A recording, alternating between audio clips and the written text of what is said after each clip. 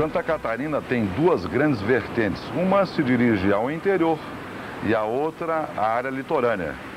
E por isso nós temos que ter um cuidado muito grande com relação à preservação desses mananciais de água que se dirigem aos nossos oceanos, em função de termos também em Santa Catarina uma maricultura muito desenvolvida. E para que a gente tenha produtos de qualidade, moluscos de qualidade, nós precisamos de águas limpas, sem poluição. A busca de alternativas que diminuam os problemas ambientais causados pelo despejo de altos volumes de pesticidas na água é cada vez mais urgente. Mas como conciliar produção econômica com preservação ambiental? Este é outro grande desafio a ser enfrentado neste final de milênio. A piscicultura de água doce é uma atividade praticada há 20 anos pelos produtores catarinenses. O sistema usado é o de policultivo, onde espécies com diferentes preferências alimentares ocupam uma mesma área. Assim, num viveiro de piscicultura, nada se perde, tudo é aproveitado. A novidade agora é o cultivo integrado de peixes e arroz, também chamado de risipicicultura, uma técnica produtiva, rentável e que respeita o meio ambiente.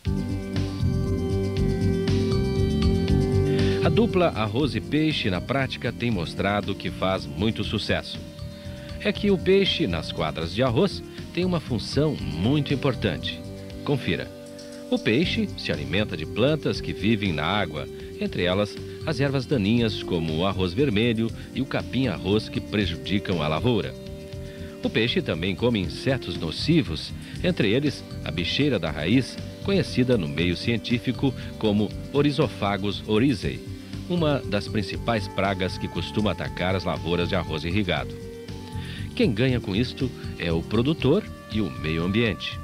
O produtor porque não precisa gastar dinheiro com a compra de herbicidas e inseticidas e não se contamina com o uso desses venenos. O meio ambiente porque sem agrotóxicos não há poluição. Mas as vantagens do sistema não terminam aí. O movimento dos peixes no fundo das quadras de arroz, à procura de alimento, substitui perfeitamente as máquinas que fazem o preparo do solo antes da semeadura. Você não usa mais trator aqui nas arrozeiras, Sérgio? Não, o meu trator, no caso, é o peixe. Está sendo um bom aliado para você, o peixe, então? Ele está fazendo o trabalho do trator, porque ele me prepara a terra, deixa a terra limpinha, come toda a palha que tem aí, ele desmancha essa palha, né? E fica a terra prontinha, é só semear. Então o peixe está sendo o meu trator. Outra vantagem da risipicicultura é que os peixes fertilizam o solo das arrozeiras. Com esta integração de plantas e animais, o produtor de arroz tem muitas vantagens. Diminui os custos de produção da lavoura, diminui a mão de obra, aumenta a produtividade do arroz, não polui o meio ambiente, aproveita as arrozeiras na entre-safra e ainda ganha um dinheiro extra com a venda dos peixes. Eu não sei se a gente não tinha começado com o sistema de peixe e arroz, eu acho que eu estava com vontade de largar a agricultura, porque só o arroz não valia a pena o preço como está. Com peixe, a gente pode sobreviver na agricultura.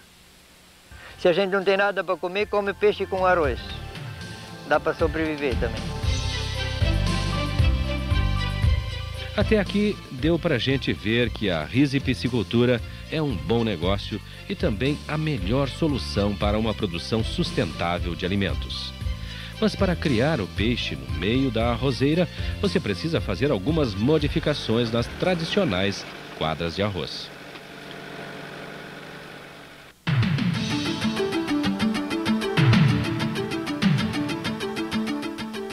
A arrozeira usada para a produção de peixes deve ser instalada como um viveiro para a piscicultura. Você precisa ter um bom controle da entrada e saída da água para, quando necessário, fazer o enchimento e esvaziamento das quadras. Na escolha das quadras a serem usadas em risipicicultura, observe estes cuidados. Um dos fatores muito importantes na escolha da área de arroz para adaptar a risipicicultura é a declividade. declividades muito fortes acabam implicando em áreas que o peixe não consegue alcançar no fundo da arrozeira. Declividades muito baixas, áreas muito planas, prejudicam a despesca, com a perda de peixes no meio da lavoura. Por isso, o ideal é que você tenha uma declividade de 0,2 a 0,5%, ou seja, 2 a 5 centímetros em cada 100 metros de extensão da arrozeira. O tamanho de cada quadra pode variar de 500 a 5.000 metros quadrados. O tamanho médio mais usado pelos produtores catarinenses é de 2.400 metros quadrados, porque facilita o manejo, principalmente da água. Quando o produtor escolhe a área, geralmente ele escolhe a área mais alta dentro da sua propriedade, que é aquela arrozeira, aquele quadro de arroz que se situa no nível mais elevado, que pode evitar que as águas de uma eventual enchente venham a tomar conta ali e levar os peixes. A primeira mudança que você deve fazer nas quadras de arroz adaptadas à risipsicultura é o reforço das taipas. Construa as taipas com uma altura de 80 centímetros. É que durante a entre-safra do arroz, a altura da lâmina de água na quadra deve ficar em 60 centímetros, o mais próximo possível das condições normais de um viveiro de piscicultura. Faça taipas bem compactadas para evitar perda de água e desabamentos. Outra técnica importante é a construção de um refúgio para os peixes. Este refúgio nada mais é do que um canal escavado ao longo da taipa maior da arrozeira. Mas para que serve este refúgio? São várias as funções. É usado para a estocagem de peixes por períodos curtos, se houver necessidade. Facilita a despesca. Os peixes se refugiam neste canal e são retirados com maior facilidade. O refúgio protege os peixes quando houver mudanças bruscas de temperatura. É usado como local de alimentação dos peixes, principalmente quando são pequenos. E ainda facilita o acesso dos peixes ao interior da quadra de arroz. A profundidade média do refúgio é de 40 a 70 centímetros. Esta profundidade depende da variação de temperatura da sua região.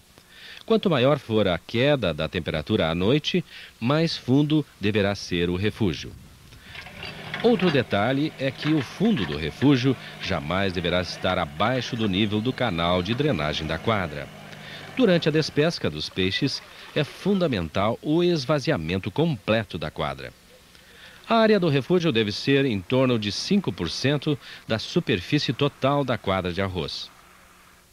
A largura do refúgio está em função da área da arrozeira. Citando um exemplo, se essa arrozeira possui 4.000 metros quadrados, 4 vezes 5 daria 200 metros quadrados. Se eu tenho uma taipa de 100 metros, teria que fazer um refúgio com a largura de 2 metros. Este cano de PVC tem uma função importante no cultivo. É uma alternativa de baixo custo usada para manter o nível de água durante o cultivo e fazer o esvaziamento conforme a necessidade. Eu colocando ele aqui, nessa posição, eu terei um nível lá dentro da arrozeira, de água lá dentro da arrozeira. Mas se eu girar ele nessa forma, na medida que eu vou girando ele nessa forma, eu vou abaixando o nível lá também na arrozeira. Outros sistemas de escoamento da água podem ser usados como os monges ou caixas de nível, comuns na piscicultura.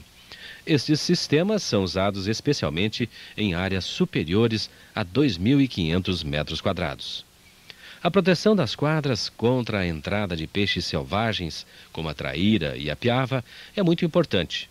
Estes peixes comem os alevinos e competem por alimento. Para evitar problemas, coloque telas na entrada e saída de água.